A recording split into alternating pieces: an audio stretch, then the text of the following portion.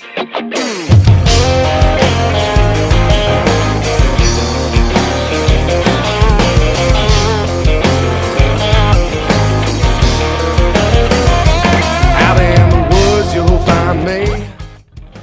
to Nothing Finer. I'm your host, Rick Beach, along with Austin Allen.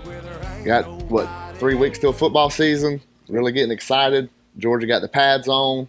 Hearing the pads clacking, a little thudding going on this weekend with the scrimmage. No injuries come out of the scrimmage. That's a big deal. Big news last week was Brenton Cox transferring out over the weekend. Mm-hmm. He announced he's going to Florida, so he's going to the big rival.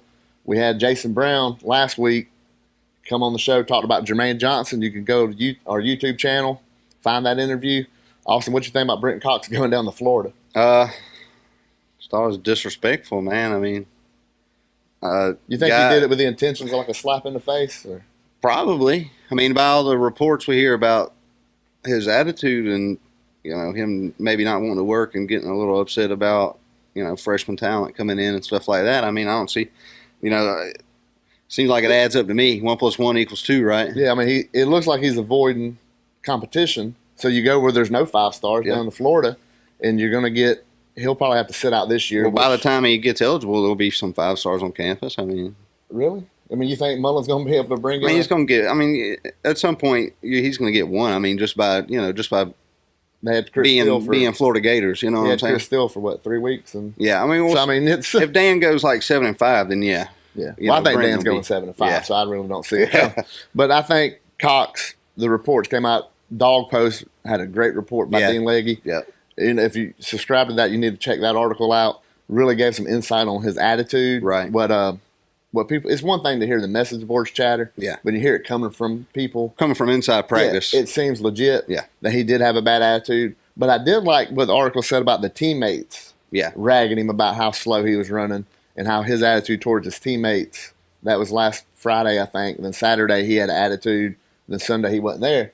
So it kind of gives you insight on where this team is as far as the leadership. If you don't pull your weight, they're going to jump on you. And I do like that is, everybody's hungry for it. And I like a guy that wants to stick around. A Jermaine Johnson come in from, Independence Community College because he wants to compete. Mm-hmm. And somebody like Brenton Cox who came in and outside linebacker wasn't that deep when he committed.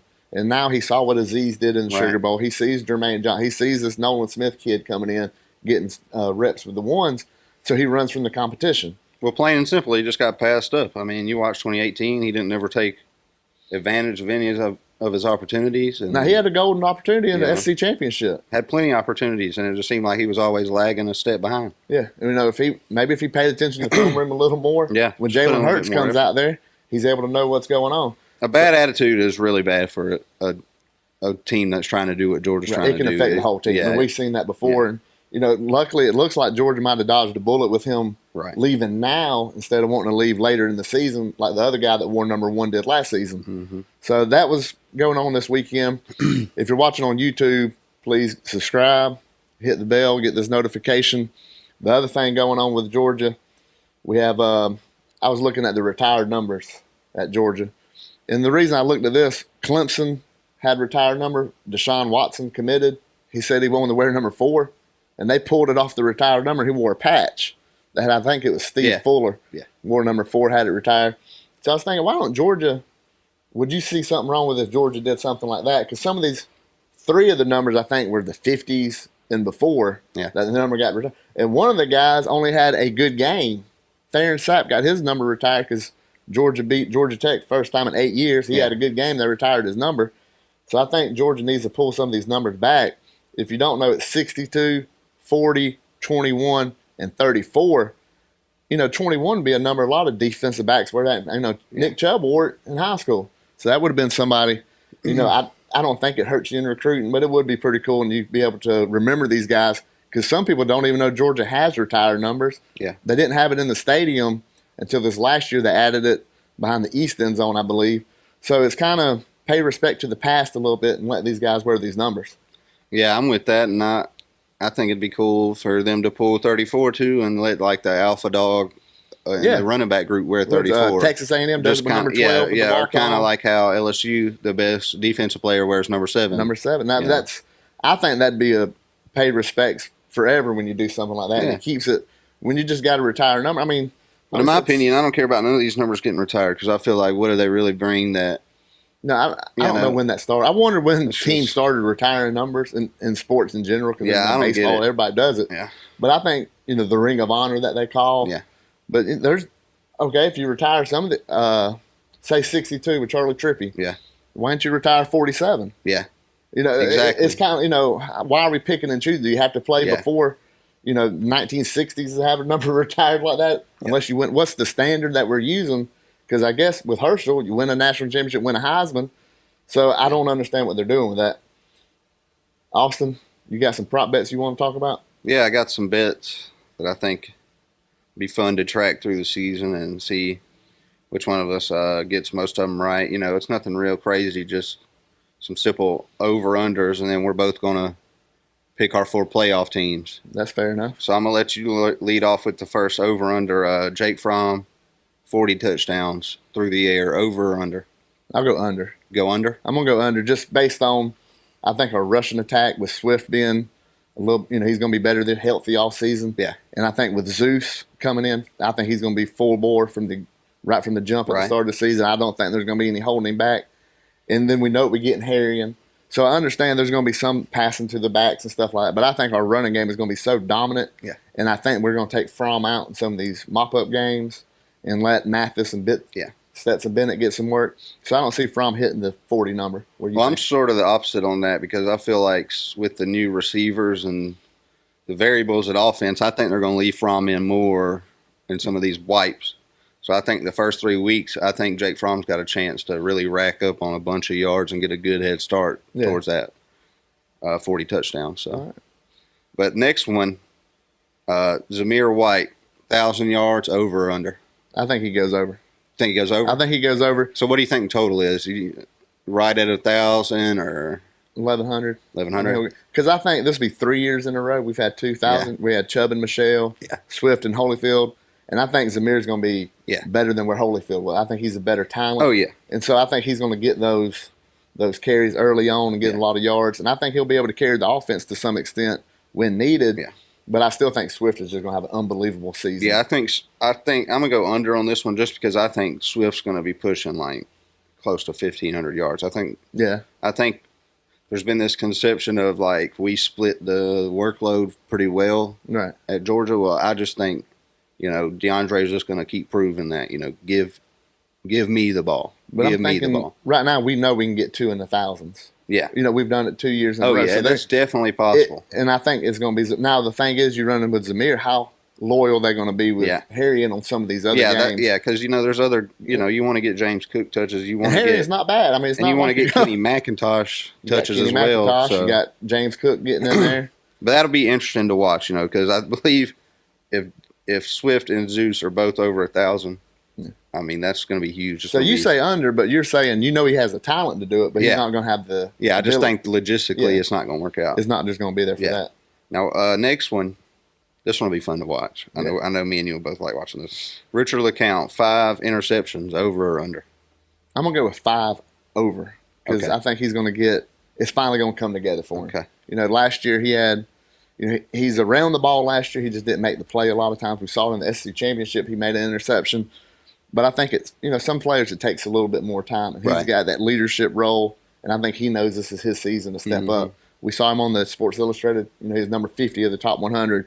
And we said then he's got the ability to be a lot better than that. And he's also got the ability to be further back. But his big fall-off's tackles. Now, he led the team in tackles, but ain't no telling how many missed tackles he had where he comes in like a missile and just bounces off of people. Yeah. But with interceptions, I think he's finally going to put it together.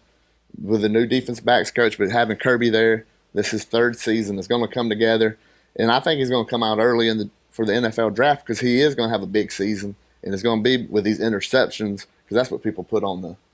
Yeah, that's what gets you. And the other thing, this defensive front, I got the shirt with havoc. We're going to create havoc, and that's going to force more interceptions and bad throws. What do you think?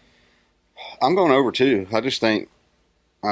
He was already sniffing the ball just so much last year and, was always there. He was around it so much. The only knock we had on Richard LeCounte was wrapping up, and to see how much he's bulked up and, really took the strength and conditioning thing serious over the summer. Yeah. And I just think, like you said, it's just all going to come together. I see him getting 6, 7 picks, leading in some defensive categories, maybe, leaning towards some awards. Obviously, I think J.R. Reed's the lock for,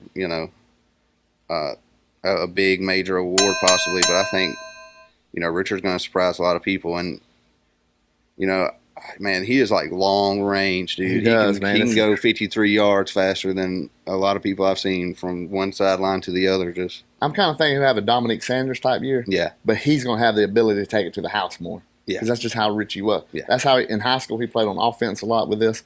And when coming into Georgia, he was always that guy that's, he fire at the band every time he gets an interception because he's got, he's wanting to take it to the house. He almost went to the house last year down in Jacksonville when he had picked up that fumble. Yeah. So he has that. He's looking for 6 every time he gets it. And that's what I'm hoping this Georgia defense, Kirby talking havoc. I want to see some of them knots and non-offensive touchdowns, and I think this is the season, and it's going to start with Richie LeCounte. Mm-hmm. And last one we got, which is always fun, I want you to go ahead and lock in who you think the 4 playoff teams will be in order. And seed them? Yeah, seed them in order. I'm going to seed them, and I'm going to start. I'll go up. So I'll go at 4. I'm going to have Washington getting in the Pac-12. Wow. I think they're going to be able to win the Pac-12. Pac-12 hadn't been in the playoffs the last couple of seasons. So even if they have one loss. Hadn't been in since 2014. Yeah, I think when the they first played year. Bama. Yeah. And I think they're going to try to squeeze in with they're going to try to put some of these other conferences in that maybe get out more. So I think Washington gets in at 4. I think Oklahoma, it's like a lock every season that they're the number 3 seed. Right. They're going to be in there. Clemson's going to be a 2. Okay. I think Clemson goes to 2, and that puts Georgia at 1. I think with our schedule, if we run the table, Clemson run the table, we'll be the 1 seed over Clemson. Okay. So I see Georgia, Washington playing. Number 1 seed has first pick. I think that's going to be the Chick-fil-A Peach Bowl. Mm-hmm. So I see Georgia, Washington. Then you got Clemson, Oklahoma going to be playing down in the Fiesta Bowl. And if I see Georgia, Jacob Eason have a great season, but we know what he'll be when he plays against the defense like us. We'll be attacking on him. Them wide open windows you have in the Pac-12 won't be there. And I see us, and then Oklahoma. I think Jalen Hurts is going to put them over the edge, and they'll beat Clemson. It'll be us and Oklahoma in the Natty. Yeah, I'm not buying that. What are you not buying Oklahoma? I'm not buying Oklahoma. I'm not buying Oklahoma. I'm just not. I don't think Jalen Hurts is going to be the guy. He's not on Baker Mayfield's level. He's not on Kyler Murray's level. But that's why I think he's different. And it took every touchdown them two could throw to make that 12-0 run that they made. You understand what I'm saying? I know what you're saying. Jalen Hurts doesn't have that. Yeah, but different. It ain't going to do you no good when you're 2 touchdowns down against Oklahoma State to have Jalen Hurts out there running around. You know what I mean? I don't think he'll be in that position. I think he's a better quarterback than what Kyler Murray was. Now, Baker was on a level by himself. Yeah. And we see that now with him in Cleveland. But I think what Jalen brings is that leadership they haven't had. Yeah. Baker was immature. Kyler was real quiet. I think Jalen Hurts brings in that, number 1, he's a proven winner before, and he brings in that chip on his shoulder. Yeah. And I think that's what's going to put them in Clemson. They're better than Oklahoma. I just don't know if Jalen Hurts can survive Big 12 shootouts week in and week out. It's just he's not. That's a lot of Murray. production you're asking for from a guy like Jalen Hurts. I think they'll finally. They knock on the door. This will be 3, be 4 out of 5 playoffs that they get in. They never made it to the finals. Yeah. So I think finally they'll knock on the door. They'll get past Clemson, who's going to be a big favorite over in that game anyway. And so that's why I see Georgia, Oklahoma for the Natty. Which 4 you got? Who you got playing for the Natty? Well, I got Bama at 4 because I feel like there's a good possibility both of us will come in 12-0. Right. And I think Georgia will finally get over the hump in Atlanta. So I got Bama at 4. I got Ohio State at 3 just because I feel like, everybody's hyping Michigan, and I just don't think Michigan's there. I don't think they'll ever be there. I think they are what they are. Yeah. They are what they are. They're not going to be. They're top 10 team. There might be a year where they break through and beat Ohio State, but it's just. But they also lose to a Purdue or lose to a Ohio State will mess up and drop one of those, but they'll win the Big Ten. Right. And so then after I got Ohio State sitting at 3, I got UGA sitting at 2 for coming in beating Bama. Right. But I that is predicated on me thinking that there is a loss that we'll take in the regular season. Right. And you're looking at our schedule, that's a real possibility that we drop a game. but still stay in that within range. Yeah. So then I got Clemson at 1. They're running the table. Right. Nobody in the ACC can touch them. It's just what it is. And so then that'll put Bama versus Clemson in the semifinal. I think Clemson will beat Bama again. Yeah. I mean, I just don't see. 44-16 is a lot. I don't care what people want to say about they was tired or whatever, but that's a lot. Yeah. That's a lot of points, and that's a lot of points that Tua didn't score. Had a horrible game. Yeah. The offensive line's not getting that much better. No. It's just and we know why their offensive line's not getting much better. We do know because they're all coming to Athens. They're coming in Athens. So I feel like Clemson will get that, and then we'll have UGA Ohio State, which tell me that won't be a juicy made for semifinal. TV, right? Yeah. Which obviously I think we get over that hump, and it'll be Clemson Georgia for the Natty. Georgia gets it. Georgia gets it. Yeah, I think I didn't say Georgia would beat Oklahoma. I think. Yeah, I think so. Having Jalen Hurts in there would be that extra if you need any extra motivation. But the way it looks, there's quarterbacks that played for Georgia and played against Georgia are going to be littered all in this playoff spot. Huh? Yeah. Jalen Hurts, Justin Fields. You thinking Jacob Eason? I think Eason's talent is through the roof. We saw that in Athens, how good a quarterback. Oh yeah, when he's got a clean pocket and big windows, kind of like Tua is to an extent. But I think in the Pac-12, them defenses, he'll be able to light them defenses up. Yeah, I think Chip Kelly will surprise some people with UCLA, but I do think Washington will hold the top spot through the Pac-12 unless Week 1 Oregon comes out and slaps Auburn around. If they get a little momentum built up, they could roll through the schedule of the Pac-12 because I'd only see Washington and Oregon being the best two teams in the Pac-12 that could have a shot at the playoffs. I don't see nobody else really having a legitimate. Yeah, UCLA, Chip Kelly's a good coach, but they got a long way to go. They got a long way to build. USC is just I don't know. Do you think UCLA? Do you think he's going to improve on what he did last year, Chip Kelly? Yeah, I think so. Didn't they play A&M first last year and they had the real close game? Was that last year? Or was that 17? I can't remember. But I think UCLA will get better. I think Chip Kelly will bring in some West Coast type guys and he'll spread it out and do what he does. As far as defensive guys, I don't know, man. I mean, California's kind of a dry place right now on that side of the ball. Everybody's offensive out there. Yeah. But, I mean, when Georgia goes in and we get Kendall Milton a couple weeks ago. Oh, there's talent there. What's that say for UCLA and USC when that's terrible. We come all the way across the country? And it ain't just Georgia. You look back with, I think, Najee Harris is from California, and he goes to Alabama. So it goes out. And speaking of Alabama, they had pretty rough weekend with injuries. Camp. It's not good. And we never want to celebrate injuries, and I don't even like bringing them up because I believe in the jinx. I also don't think it jinx you, but I think it's a jinx to really talk about it too much. But Trey Sanders going down, then the linebacker they had going down, I can't even recall his name. Trey Sanders was... They had Josh McMillan. Right. So you got two starters. Fifth-year senior dude who was going to play a lot, so... And so you got Trey Sanders, who I wanted to come to Georgia. I think everybody wanted him to come to Georgia. Yeah, number one running back. We didn't want to lose that after losing John Emery to the Bayou. Yeah, so we wanted Trey Sanders. We didn't get him. I think he broke his foot, had a foot injury over in Alabama. Yes. So they showed Saban over the weekend. Yeah, Saban's not looking too good, man. I think he's a little concerned with these injuries because he knows that he don't have the depth he used to have with Georgia. Well, depth's already been such an issue at the linebacker spot for him since 2017 that I think it's just driving crazy at this point. And not running back. They don't have the 4-5 stars they used to have all the way through their depth chart with all this talent. And I think what Georgia and Clemson's been doing the last couple of years, and even LSU to that extent, it's starting to catch up to an Alabama where they're not just plugging in 5 stars at every position, and they don't have that depth coming in. Yeah. And I see Alabama dropping regular season game this year. At least one. I think LSU gets them, and I think they could drop another one, whether it be Auburn or whether it be they go to A&M this season. I know that's crazy to say because I put them in the playoff, but they could. That's the safe bet is to put them in the playoff. But at the back of my mind, you still think this ain't the same. Offensive production's there, but this isn't the same team talent-wise defensively. Yeah, when you make a playoff grid, you could just copy-paste Clemson and Alabama every season. Yeah. And that seems it'll work. 90% chance you're going to be right with Alabama, and Clemson's going in. But I just think it's finally to say the dynasty's coming to an end, no. But to say maybe they're due for a bad year, which for Alabama, a bad year is losing 1 or 2 regular season games. And like I said, LSU's going to get them, and I think Auburn could get them if they get that quarterback situation figured out. Auburn's going to be a tough team to beat. I think Texas A&M could get them. I mean, Jimbo Fisher is he's a pretty cerebral dude, man. That's a game that worries me on Georgia's schedule a lot is A&M, and I think Jimbo's going to come in and, they're not going to get a lot of respect this year, but I think that they got the hardest schedule in America, and I think they're going to beat a few teams. Well, they play the top three. Could you imagine if they knocked off Clemson and Bama?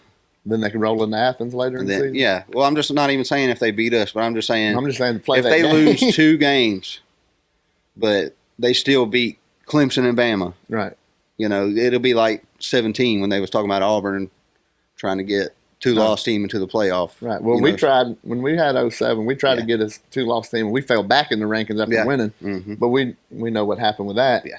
Was the fact that we wasn't Alabama, USC, Ohio State. That happened with us. Yeah. But I see A&M could beat an Alabama. But you think they can hang with the Clemson in Death Valley start of the season, second week of the season? Yeah, why not? I think that's going to be a better game than people think. Man? I think that's going to be a better game than people think because Jimbo's going to have the offense rolling this year. I think they're going to put up some points. And we know Clemson is too. Yeah. So it's going to be. Well, we know last year Kelly Bryant had to come in and save Clemson from at Texas A&M. What about him not getting a ring from Dabo? Oh, I don't care about that. He shouldn't get no ring. He left. That's why I feel like you quit the team. Now, I know you helped win the Clemson game or win the game with A&M, but at the same time, you quit. In the middle of the season, you left.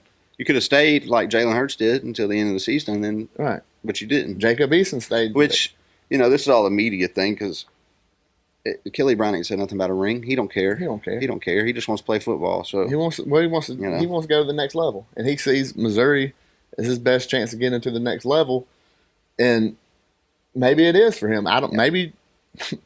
Maybe Dooley is some kind of great offensive coordinator that nobody's ever heard of. I don't see it. He's never showed it at La Tech. He never showed his offensive prowess at Tennessee, and he was a wide receivers coach in the NFL. So I don't know where this come from. I think Drew Lock was a special talent.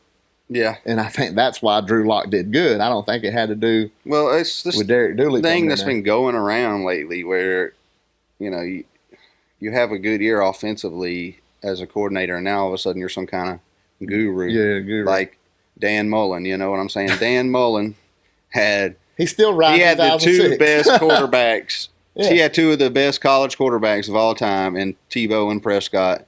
He had Tebow, and basically could only clutch 1 natty with him. Let him slip up in 09. Tebow's final year was not great, and then you come in with Dak Prescott and the best Mississippi State team of all time, and they still can't win their division. They still can't beat Bama. Dak Prescott still goes to the Orange Bowl and gets ran out of the building by Georgia Tech. Yeah, with Paul Johnson. So, what kind of quarterback whisperer guru is that? He's not. He's all hype. The whole thing in Gainesville is based on his hype because he wasn't even who they wanted to be the coach in Gainesville. Yeah, exactly. So their fans have blown him up to a lot bigger than what he is. Yeah, he's an offensive. I mean, look at the. He's got a losing record in the SEC as a coach. The horrible way it went from Prescott to Nick Fitzgerald. Yeah, the production was awful.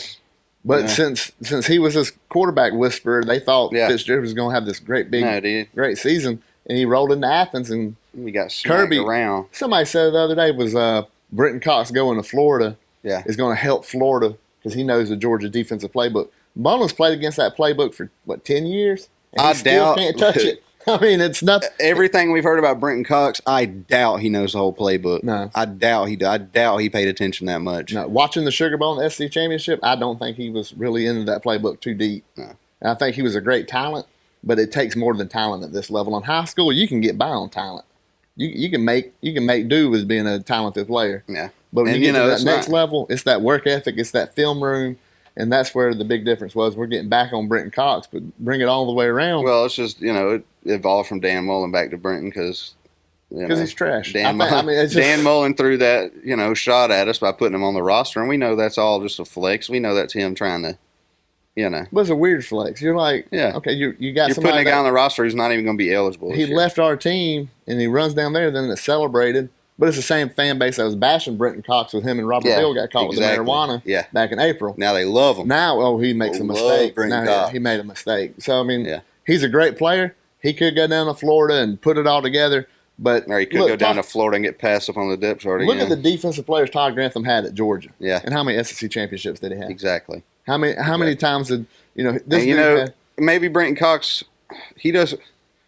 He don't fit in our scheme, like his body type as an outside linebacker. He should be in a 4-3 front, so he could just be a straight edge, hand in the dirt guy. And Ty Grantham is running pretty much same thing that we like to run, a bit of a 3-4 hybrid, right? And it's all flowing to. So he's going to the same scheme where he's going to have the same problems. You understand? Yeah, but you're going to a team that now, when you're at Georgia, you're just another player that's rotating in.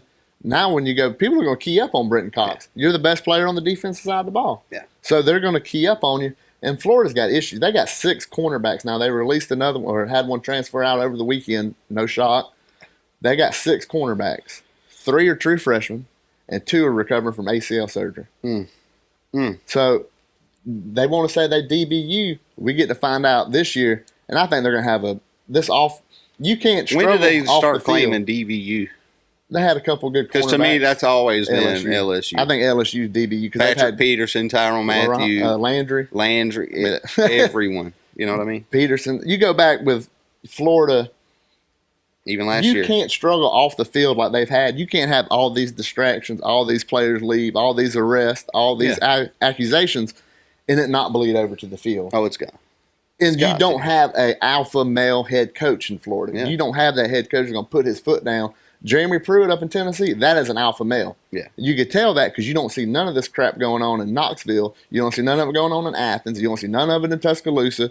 You see it down in Gainesville because they're run by a clown, and it's just obvious that everybody outside of Gainesville to see that they're going to struggle this year. I think they go 7-5 next season. He's out the door, and they're going to get this next great head coach. Who's going to be able to recruit? Who? Nobody. Who wants the Florida job? That's you got these unreasonable expectations by a fan base that was not good in football till 1991. Yeah. So I don't understand it at all. There's so much talk about, Florida's always been the best. And, Florida was hot garbage for like 40 years. Longer than they had like 3 good years with Steve Spurrier in the 70s or 60s. And he come from Johnson City, Tennessee. Yeah, so the year he won the Heisman was good. And then they had a couple more good years in the 90s. And then basically 2 complete good seasons with Urban Meyer. And then, boom, straight off the tracks. Back to what they have always been. Trash. Pedestrian. And we could sit here and bash Florida for 30 minutes. But we're running out of time this week. You go to Twitter @NothingFinerPod. Facebook.com/NothingFinerPod. We're on YouTube. Search Nothing Finer Pod. Be sure to subscribe if you're watching on YouTube now. We got other episodes. This is our 4th one on here. Mm-hmm. Website nothingfinerpod.com. Got a lot of good audio on there. Yeah. We got Jason Brown, head coach at Independence. Yeah, make sure y'all check that out. Check that video out. It'll be out about middle of the week or so. It'll be out pretty soon. God bless and go Dogs.